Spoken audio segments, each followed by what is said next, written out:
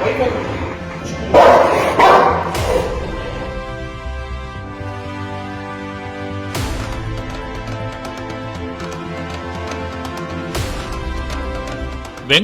சேர்ந்த ஒருவர் 50 கோடி ரூபாய்க்கு நாய் ஒன்றை வாங்கி இருப்பது அனைவரின் கவனத்தையும் ஈர்த்துள்ளது. அப்படி என்ன ஸ்பெஷல் அந்த நாயிடம் இருக்கிறது என இணையத்தில் பேசு பொருளாக மாறியுள்ளது. பொதுவாக செல்ல பிராணிகளை வளர்க்க விரும்புவோரின் முதல் சாய்ஸ் நாய்கள்தான். நாய் வளர்ப்பில் மிகுந்த ஆர்வத்தோடு இருப்பவர்கள் பல வகை நாய்களை வாங்கி பராமரிப்பார்கள்.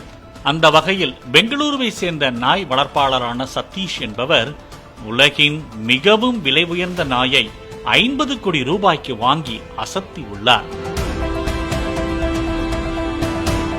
கடபோம் ஒகாமி என்று அழைக்கப்படும் இந்த நாய் அமெரிக்காவில் பிறந்தது.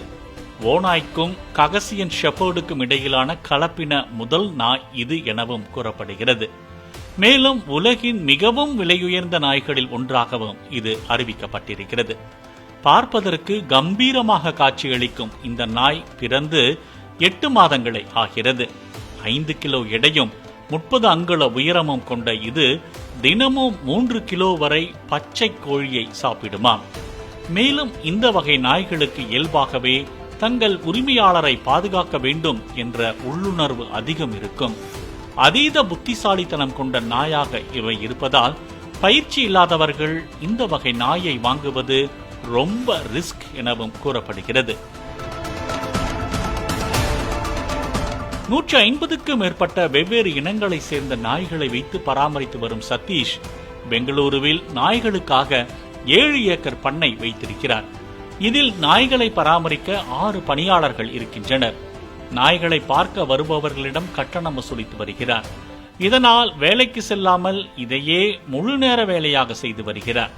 இந்த நிலையில் உலகின் மிக அரிதானவை என்பதால் இந்த நாயை வாங்க சதீஷ் அதிக பணம் செலவிட்டிருக்கிறார். இந்த வகை நாய்களுடன் செல்ஃபி மற்றும் புகைப்படங்களை எடுக்க ஏராளமானோர் திரளுகின்றனர். எனவே ஒரு நடிகரை விட தனக்கும் தன் நாய்க்கும் அதிக கவனம் செலுத்தப்படுவதாக கூறுகிறார்.